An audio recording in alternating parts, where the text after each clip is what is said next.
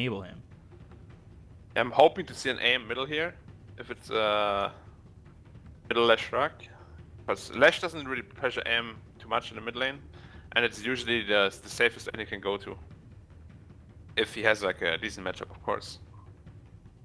Would it still be end on the anti-mage if he ended up going over mid, or would they pass it over to Ferrari? Yeah, it would probably still be end, and then put Ferrari on something like an Ember Spirit. Well, banned obviously, but like some sort of hero can make space and start fighting early. And they break the blue theme going into the Shadow Shaman. He's going to give you some lockdown. He'll give you a Hex. Some more pushing potential there with the Serpent Words to go along with Leshrac. I mean, I like the pushing potential here for IG. The question becomes, how quick can they push it? Can they shut down what Anti-Mage's game is going to be? And how long he's going to need to come online. 10 seconds remaining. I mean, AM definitely hates being pushed down, and having Lash and Shadow Shaman now definitely enables you to snowball hard out of the laning phase. So if IG rolls them over in the early game, I can see this game like being over in, what, 20-25 minutes, simply because they can't leave the base anymore and AM won't have enough time to come online. Does it surprise you how quick Dota games are these days? Because I know, especially back when you were on Vici, the games weren't nearly as quick, right? I mean, there's long games and short games. It just depends on the two drafts, of course. But from what I've seen, like the teams that end the games really quickly, they just understand these pushing lineups really, really well. Whereas the team they're playing against, it feels like they don't understand them nearly as well as the enemy team does. And then they have no idea how to respond, how to trade properly, and then they just lose the entire map control, and then it's just over in 25 minutes. Whereas if they responded properly, I think the game could easily last like 40, maybe even 50 minutes. So last ban is the Night Stalker from EHOME. OD was banned in the previous phase. We've been seeing a lot of OD recently, as well as the Ancient Apparition. Is there something you'd like to see picked up 9th here for IG? Well, the question is still if Leshrac is middle or off lane. Like, obviously EHOME thought it's he's in mid, banning another off lane. But it might as well just be an off lane Leshrac who pick another middle. What would I like to see here? Invictus Gaming's turn to pick. Banning the Broodmother. Interesting last ban as they now go into the Death Prophet. A DP. Are they going full out push? Yeah, very heavy in the push. Exorcism, Serpent Wards, Diabolic Edict. I mean, this is a lot coming from IG. Potential to really pressure at level 6 for a lot of these heroes. You know, you hit 6 on everybody and that's it. They need damage and push out. Lina's the perfect hero for that. Anything else I see? I think Lina right now is the best hero, and then something like a Wind Ranger could be okay too. So they've got about a minute to think about it if they do need all that time. Their lockdown right now consists of just Inkswell and Telekinesis. That's not the best. And they don't really have many combos with Grimstroke either. They do, however, have a double mana void that could potentially break the game open. Do you ever bind this Leshrac and DP or Shadow Shaman together? Heard. So definitely potential there, but it has to be perfect, and again, more of a slower lineup coming out from EHOME compared to what looks to be a level 6 and go lineup for IG. Yeah, but at the same time, IG has a really, really good late game as well. The draft is very well rounded. Liking it a lot. Last pick will be that Lina, which is exactly what you were asking for. So it gives him another stun, it gives him that burst damage to come through. I mean, it adds everything that they were kind of looking for here. Yeah, and it just makes sense because all the 3 cores that IG has, they're somewhat afraid of Lina. But at the same time, Lina doesn't have a free game because Spirit Breaker is very hard to deal with as a Lina. He charges you with like 800 movement speed, there's no way you can react to him.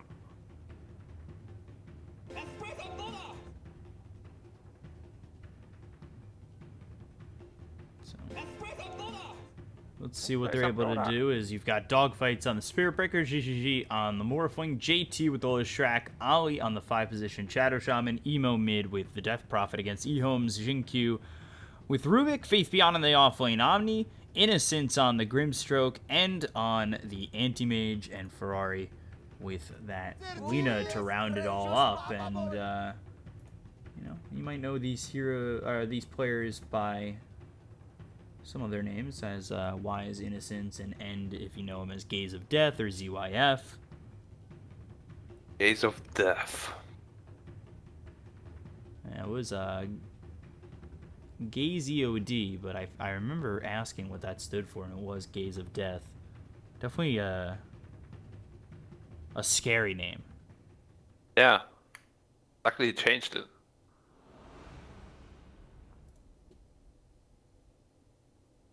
I'm not a big fan of the position 4 Spirit Breaker, to be honest. I thought a position 4 Shadow Shaman would make much more sense. What makes you not a fan of it? Just is it, you know, not you would like more farm on the Shadow Shaman?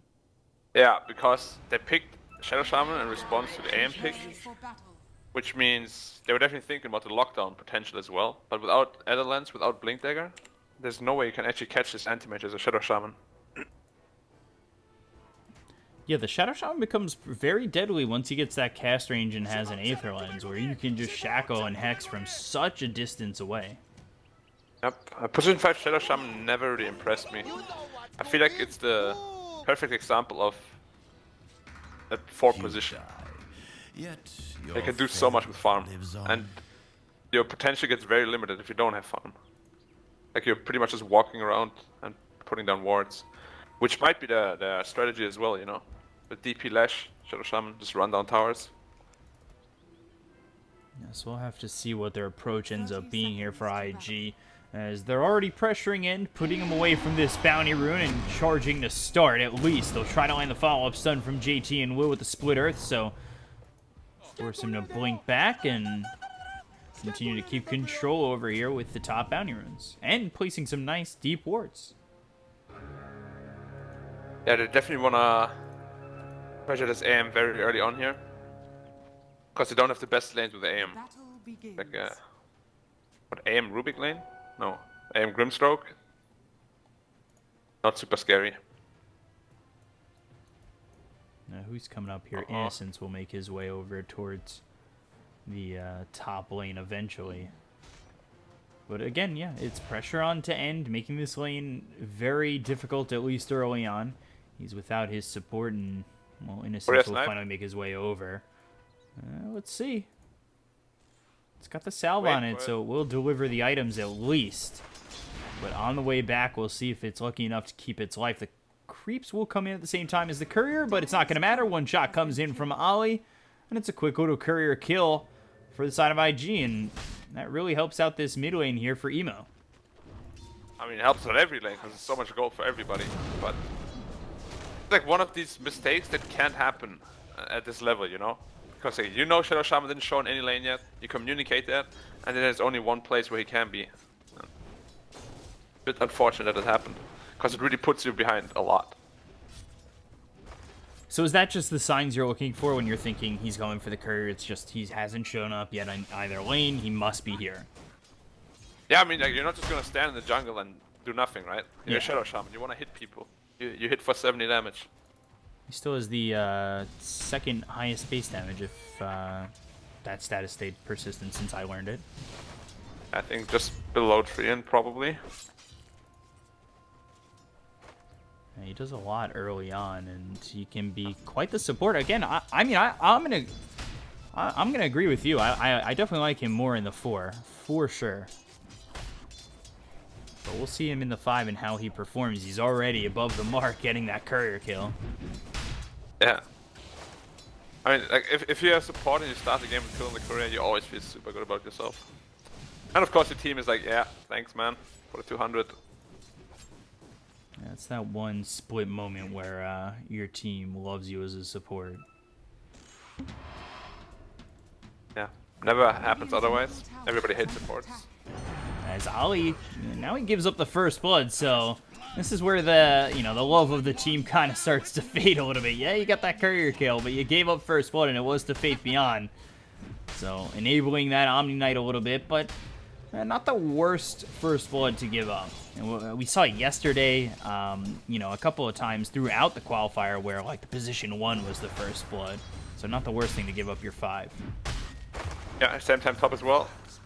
At the same time, Innocence gets the kill into JT, and that's going to be an offlaner taken out. So a second kill here for EHOME, and despite them not having that courier early on, putting some pressure on and grabbing themselves a couple of kills. Yeah, Am just bought the early boots. Things well on him, he blinked on the lash, and he just got stunned. There's not much you can do. Got burned down by the Aim mage. There's a lot of creeps to this, we're probably gotta be a bit careful. Will charge in, and Inkswell once more, but a good stun to follow up the charge from JT. GGG goes down over bottom. And that is to Jinkyu, giving EHOME a 3-0 lead. And this is where the problem really comes in as a Shadow Shaman support. Like, you can't really protect your Morphling from these heroes. You can't frontline, and you can't really stop them by stunning them or anything either.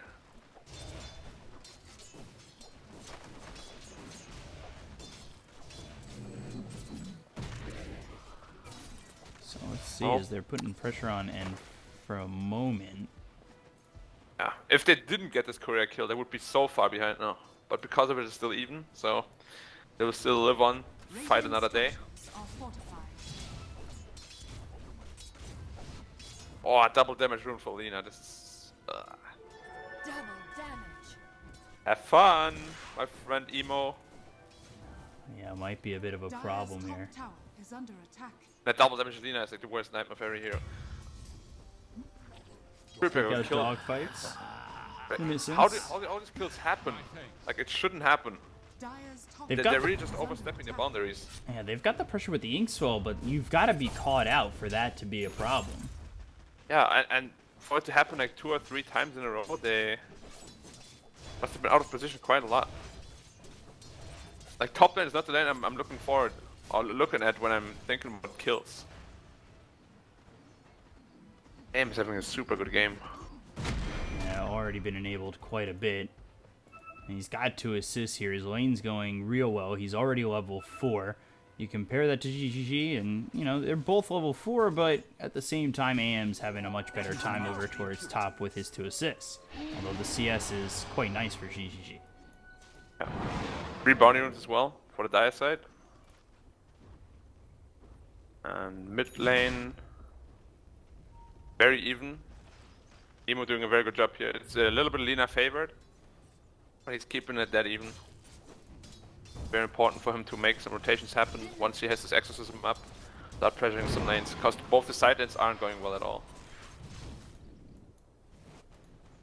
So we have to see IG kind of plant their roots here and slow down EHOME's aggression.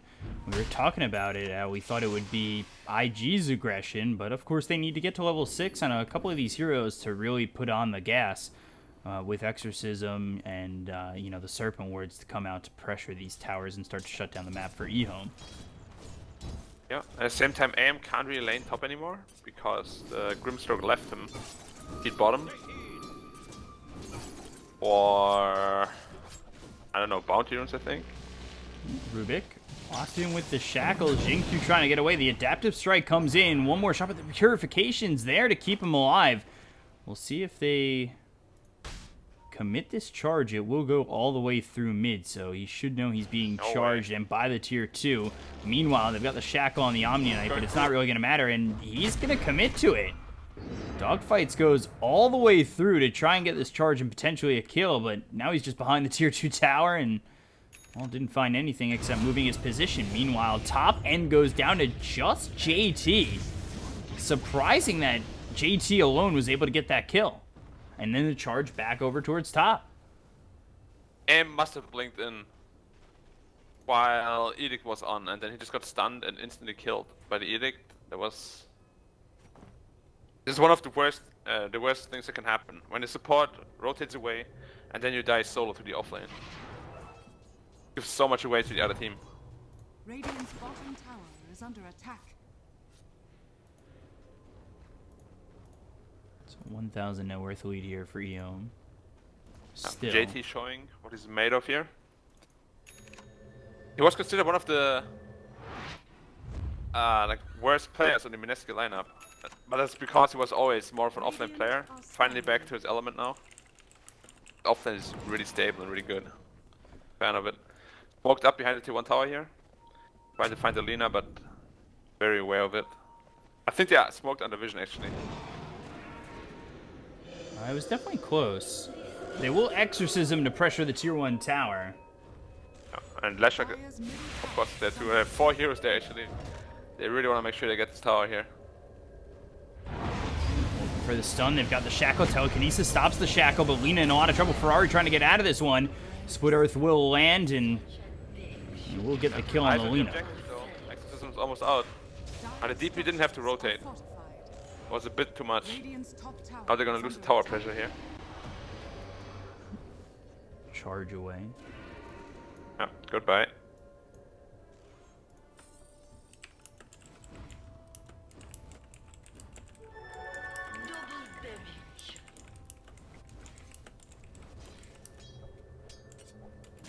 Aim's game slowed down significantly. Still sitting at top 3 net worth, but he was quite far ahead at some point. Lina yet to make a rotation happen.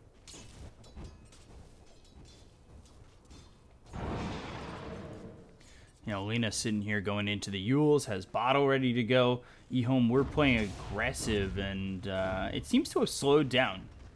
Like, they had their opportunity with the first couple of levels, got a couple of kills here and there, and was a part of it, but now the charge comes out once again. The Split Earth lands, and Anti-Mage needs to be careful. But the Ink Swell stuns too, and that can turn into a couple for him as they take out both JT in dogfights with the Mana Void. Yep. And now on to what you call a Super Shrine. 3 heroes, very low HP, very low mana. All the way back to full.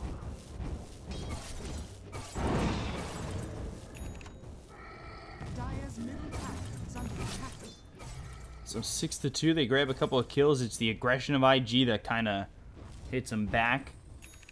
Ends with, I mean, this is how they have to play though. Of course, they don't want to die doing it, but they have to be the aggressor this game. Probably DP will also rotate to secure tier 1 tower once Exorcism is up. Oh, again, and spotted and killed. All by himself. Diabolic Edict, Pulse Nova, blaring on him. This level 4 Edict just does way too much damage for an anti-mage early game. There's no way you can tank through it. Getting caught out a little bit out of position there. Didn't expect that Radiant Water, I suppose. They were waiting for him there. DP rotated top as well, as we said with the Exorcism. Want to make sure they get this tower. He probably won't be using it because they just don't need it. They have Edict, but just to secure the tower with his presence. After that early start, Anti-Mage, you know, dying 2 times pretty quickly behind each other, and that slowed him down significantly. Yeah, they might be getting a trade for the tier 1 bottom here, but they might just go on top the Exorcism and Edict, as well as Shadow Shaman wards. They have everything up. See if they just want to force it down or not. And they... not. Looked like they were setting up to do so. They should definitely defend the tier 1 bottom then. They don't want to... okay, good. There's the rotations. GGG. Ooh, actually stopping his TP. We'll send just the Spirit Breaker down as mid looking pretty juicy for IG at the moment. Especially when you've got nobody defending the level 4 Diabolic Edict. Just destroys these towers. Well, they actually smoked up trying to defend the tower, but they were just a little bit too slow. Could have potentially blown up the Leshak there. Yeah, he was far forward, or far enough forward that you could probably blow him up quite quickly, especially having that Laguna Blade ready. Yeah. They're losing towers, but I think it's still an okay enough pace for the Dire to be somewhat okay about this game. It's not like they're on the brink of defeat or anything just yet. You think you would you were suspecting to see a lot more pressure come out from IG earlier? Yeah, I was, but that would mean that the lanes go a bit better. Both the side lanes went quite poorly at the beginning, meaning the pressure can't come as early as they would have liked to.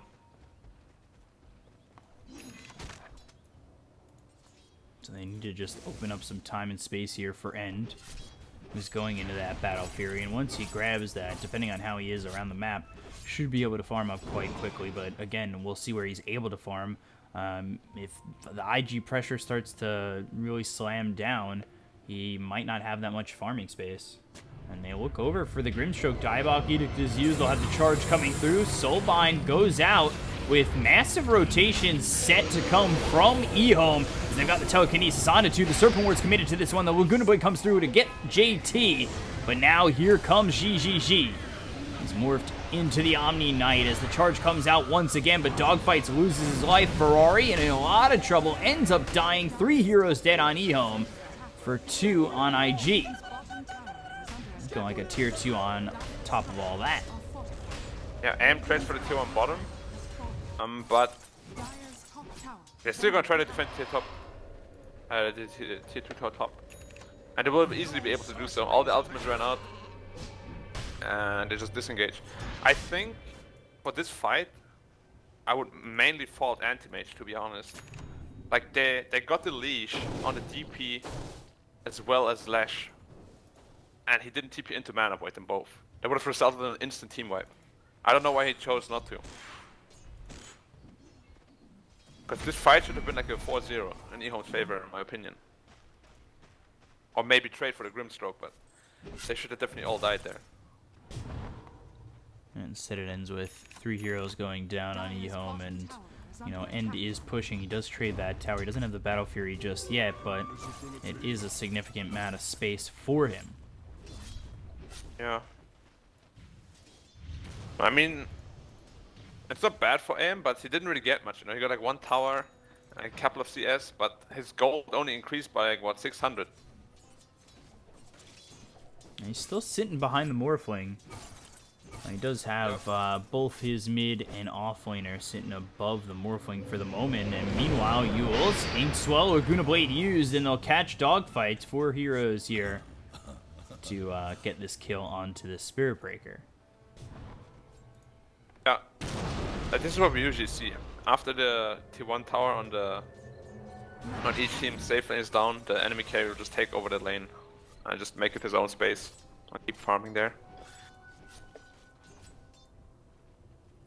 Just the safest area on the map.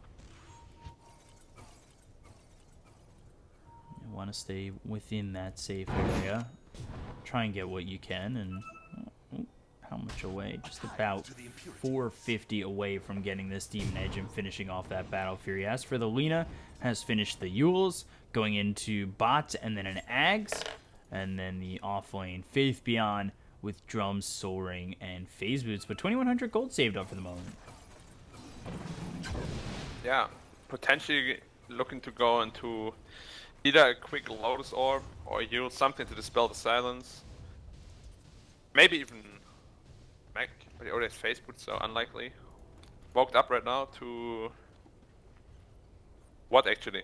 There's no timing coming up. I guess just a little quick kill, get out some wards maybe. GGG picking up that Illusion Rune. You've got the Aether Lens now here for the Rubik.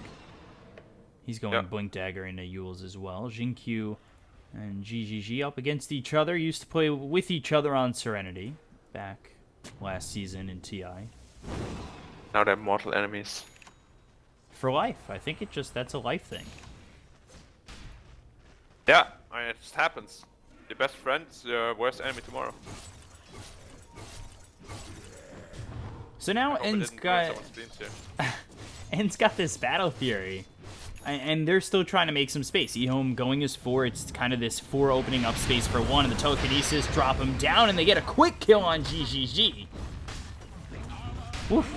Blew him up. Very greedy by the small to come out like this when they don't see anything under their own vision. Very good kill on the EHOME side. Radiant's top tower is under attack. Another smoke though. They're trying to cut him from behind, It's very risky without the Morphling here. You gotta be careful. And Morphling dead for 17. The charge will come through, but it won't land on a Ferrari. It did hit onto one where they've got themselves these Serpent Wards placed down. They'll get a quick kill on a Faith Beyond, so the Omni Knight out of the fight early. They look over an instance with the Pulse Nova hitting quite hard onto this Grimstroke. They're able to take a second. So on the exit, they grab 2. May not be the top bounties for them, but 2 kills nonetheless, and you know, does give them about 1,200 on the net worth exchange. Yeah, I mean, it was quite a good fight for Radiant. However, they fought away from. Well, now that I say that, there's a Roshan. Never mind. I was gonna say there's no objective they can really get with this, but Exorcism was still live for long enough to get the Roshan kill as well. Very big for the Morphling. Now he has like the biggest freedom in fights. The Omni Knight.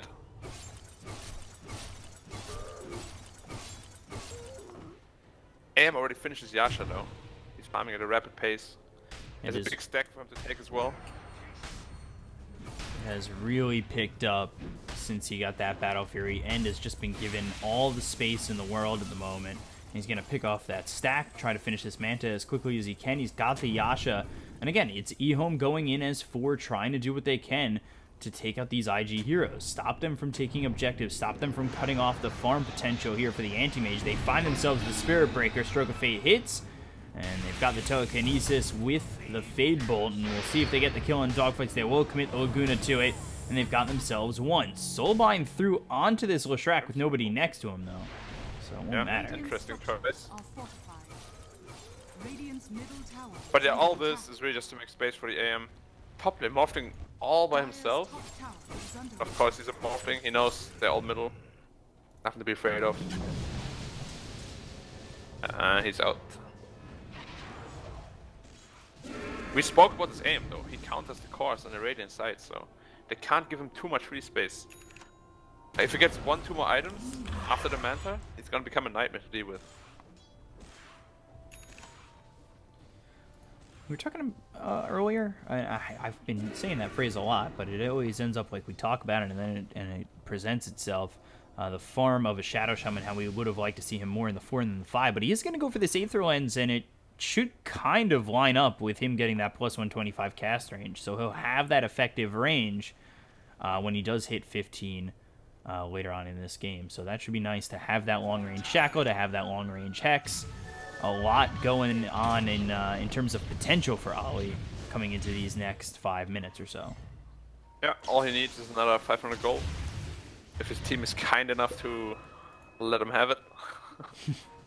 Yeah, it's always a question of whether or not your cores are gonna, give you that 1 or 2 last hits that you dreadfully need. I wouldn't, but maybe they're nicer than me.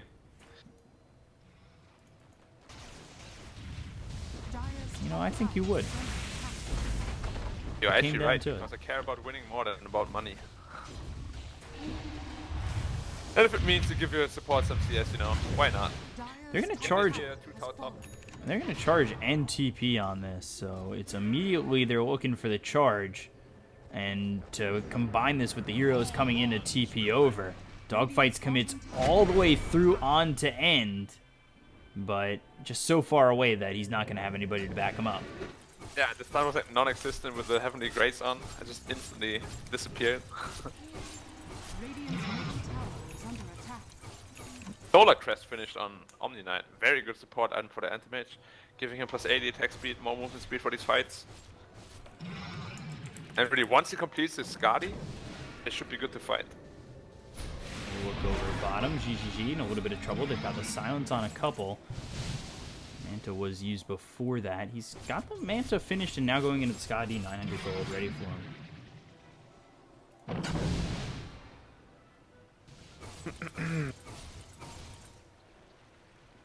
So both teams grouped up over bottom. Guardian Greaves here for Leshrac, trying to keep the team healthy and ready to go in if there's a fight that breaks out. But End backing off and immediately looking to farm. He sees the team kind of grouping up bottom, and well, with this time, he wants to farm. Yeah, all he's looking for right now is to finish that Skadi. And once Skadi's finished, go tap for them. They're all just really trying to defend this tower. Well, actually, aim also into the fight. They're going to wait for him in. They're trying to get these kills here. JT already low with the Serpent Wards wrapping around, and the Mana Void's going to be used, but it's not going to get the kill into JT. They'll use the ulti from this Omni Knight. Meanwhile, on the back, they'll kill off Dogfights, but GGG trying to be very aggressive. The Luna Boy comes out. Emo so bound to GGG with the Fable hitting from Xingqiu on both these heroes. GGG still moving forward. He's got himself the Heavenly Grace, but they get the kill onto the Death Prophet. Buyback comes out from the Spirit Breaker, but is it going to matter for anything? Aegis will be popped on the Morphling, and now they're going to surround him, try and get themselves a second kill to line up the Sun from Ferrari, and they should be able to lock him down, and will. It's the stolen Split Earth from Xingqiu from the Leshrac that is able to continue the lockdown with the LSA. Yeah, I mean, this is a very scary sign for the Radiant team. They had all their ultimates up, they had Morphling Aegis, and they still lost this fight. So, right now, if you're Radiant, you gotta think of something to do and do it quick, because this is a very bad sign for you. This aim is just gonna get bigger and bigger, and your chances of being able to fight them become slimmer and slimmer.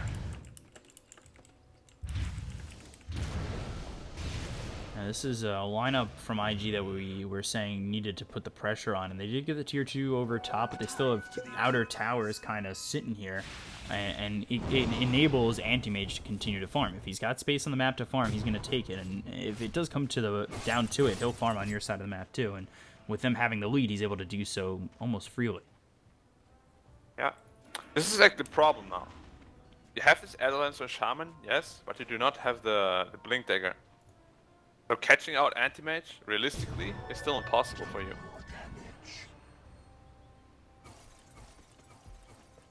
I am halfway through the Skadi now. Once that item is up, it's going to be so hard to kill him with the Omni Knight behind him. 5k net worth ahead now, or 4k net worth ahead now after Morphling, falling behind quite significantly. GGG has not had as much of a presence as maybe he would have liked. He's 0-3-1 at the moment. He's continuing to farm up going into that E-Blade, but still needs quite a bit of time to finish off that Eagle Song. 2,000 gold short at the moment. Yeah, and DP chose not to go for Aghanim Scepter, but Medallion, Blink, and now BKB instead. I don't agree with this at all. Like, Axe is a core item on DP, no matter what. It's just too good. Bottom charge coming out and gonna blink aggressively. Look over at Ollie. He'll be Yule's up, and they will make a little bit of distance, silencing him and making sure that he can't continue to stay aggressive and blink forward for the moment. Yeah, but his aim with Heavenly Grace is just almost unkillable. You get so much health from it. Of course, status resistance. HP regen is like, as soon as he has it on him, you do not want to fight him. Radiant's bottom tower is under attack. All wands will break. Look at it, 2.1k health, 40 HP regen. 32 armor with the Solar Crest on. The one beefy boy. Radiant's bottom tower has fallen. And we'll see if they have the answers here. Yep, Skadi almost finished on the Anti-Mage. Needs another 500 gold.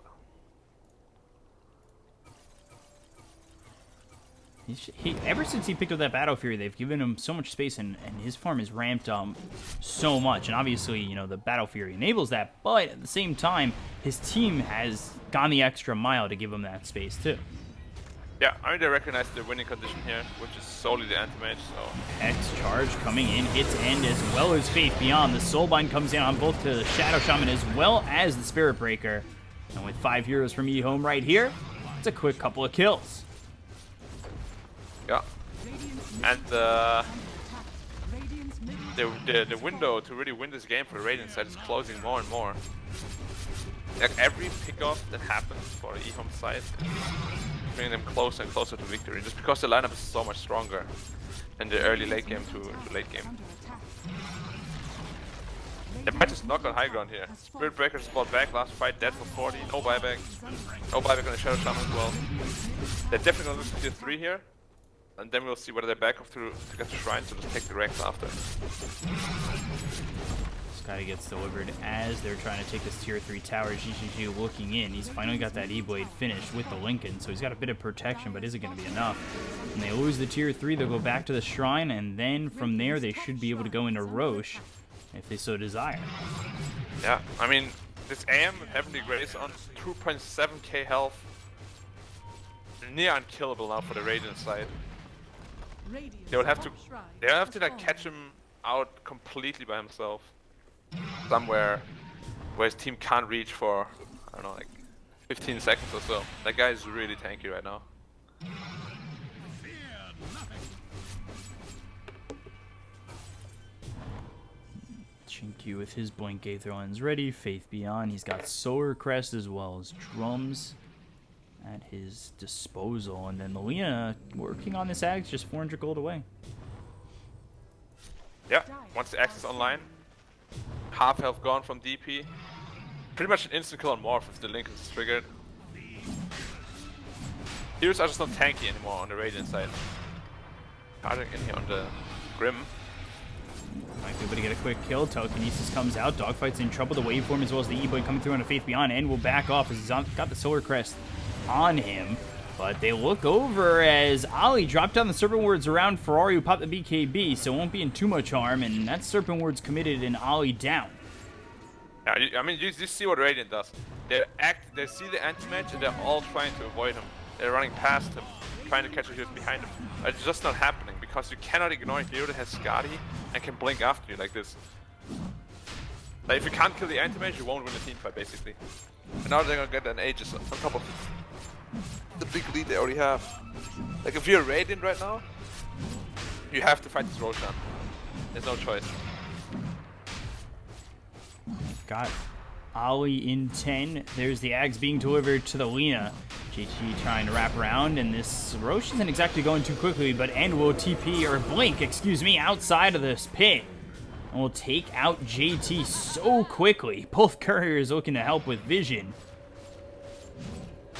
As End now looking to finish off this Roche. They've committed Exorcism to this, and we'll see what they're able to do. GGG, wait for him in, and they get the kill, but the Aegis will be snatched by Anti-Mage. The silence comes out on 2, they'll use the Guardian Angel, and he's got a second life, so he can be a little bit aggressive. The Laguna Blade is going to be thrown at GGG, but the stun's going to miss. The BKB is about 8 or 7 seconds through here for Ferrari, and finally runs out, but the Yule's out onto GGG with the LSA to follow it up. They get the kill on Ali as well as GGG, taking out JT earlier to add their kill count to 3. And they've also got themselves the Aegis. Yeah, you can say goodbye to 2 of your sides. They can't get the top Rex yet because there's still T2 tower. But they're just gonna take the 2 Rexes they can.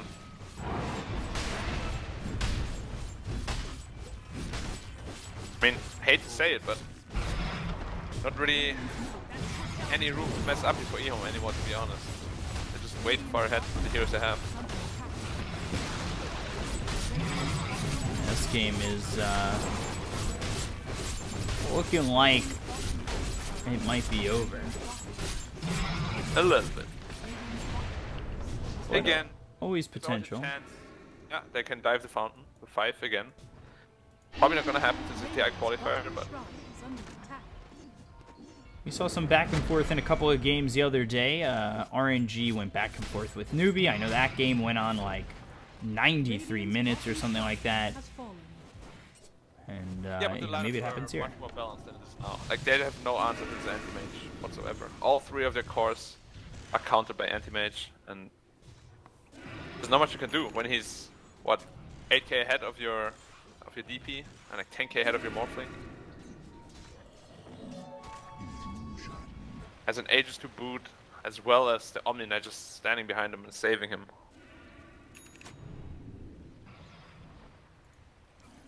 GGG still without a kill in this game. 0-4-1. We've just not felt the Morphling at all. Yeah. Ollie again just spotted by End and nowhere to go.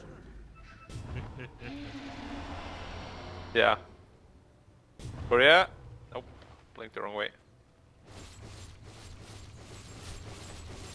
It's really like a result of the laning phase again. Like even though they got the Korea kill, they lost both side lanes, and with an early game pressure lineup, that absolutely cannot happen. You need to be able to win your side lanes and transition towards early. Radiant's top tower has fallen. What is the attack speed of the aim when he has Solar Crest on? Radiant's top tower is under attack. Going ham on the tower. I'm gonna go for this top tier 3. They've got the telekinesis onto this Morphling in a lot of trouble, and the Laguna Blade comes out to force him to buy back. The charge comes out from the Spirit Breaker, and backing off for a moment is EHOME GT behind them with BKB being popped. They also get the Split Earth, but there's the ulti coming out from the Omni Knight. Innocence goes down, but will it just be the Grimstroke? JT's BKB about to run out. They've got themselves the Hex on to end, as well as the Serpent Wards, but he's got that second life, so he'll die once, but will they be able to kill him again? Here he comes, back alive, uses that spell shield, pops the ulti onto this Leshrac, doesn't get the kill just yet, and will lose Faith Beyond, but JT ends up going down, as does the Spirit Breaker, and from there, it might just be time to leave for EHOME. Yep, got a little bit overzealous here, fighting the DP ult for like 30 seconds. Not something you want to do, even if you're this strong. But you know, cost him a couple of buybacks. Still a win for EHOME in the end. Yeah, They lost only Omni and Grimstroke, right?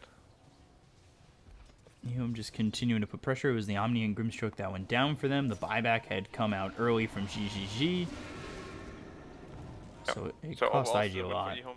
Yeah. Now just regroup, wait for Omni Knight ult. They still have a cheese as well. And of course they know Exorcism is down. They have a 1 minute time window now to force down the top Rex. Which is what they're looking to do apparently. No BAM, all the camps are farmed. Bring 4 heroes towards top. They'll have Faith Beyond back alive. Yeah. Looking for another fight here. Emo, silence onto 3. The charge comes through, and now they've got the Grimstroke low. He'll be dead for 50. Immediately buy back. There's the Lotus Orb placed on the end. He was hexed up. He's trying to attack this Leshrac and will ultimately get the kill. Dogfight's trying to do something. BKB's going to be popped by Emo. They get the kill on Ali with the Mana Void. Dogfights goes down. That's going to be 3 heroes dead without buyback. GGG morphing into the Spirit Breaker to charge away. Blink forward, not going to find him. And will be the charge all the way out of the fight, but with him escaping, it's not going to matter. GG's been called, and EHOME will take game 1. Radiant's middle barracks has fallen. Yep. The draft didn't allow for another outcome if the IG side didn't, mount on the pressure early enough. Which ultimately EHOME supports especially did a very good job of defending these towers long enough for AM to get big enough, and then there's just no way that the Radiant side can fight at all. EHOME, despite losing the courier, and 10-2 and 10 had those 2 early deaths and then never died again. 3-1 and 20 for Jinkyu, involved in 23 of the 27 kills for EHOME, the most involved hero on the team. And the 4 heroes, Jinkyu, Faith Beyond, Ferrari, and Innocence, enabled N to just kind of farm up until he was ready to fight, and then he played ultra aggressive with an Omni behind him and a Grimstroke ready to give him Inkswell. So EHOME played it perfect. Yeah, I mean it was an all-in draft. We saw it with the DP pickup and then Leshrac and then Shadow Shaman 5 as well. It's just like all-in push. Didn't work out for them. I've never ever in the history of Dota been a very big all-in fan, and this is exactly why. Because you mess up 1 or 2 fights, you're just out of the game. Yeah, and that seemed to happen early on for IG, where they can never find themselves a position to seem like they were coming back. So yeah, looking for a much more balanced draft from IG. Second game, well played to EHOME. yeah, so we'll be back with game 2 in just a moment. EHOME up 1-0, 1 game away from going to the upper bracket final. We'll be back soon. Stay right there.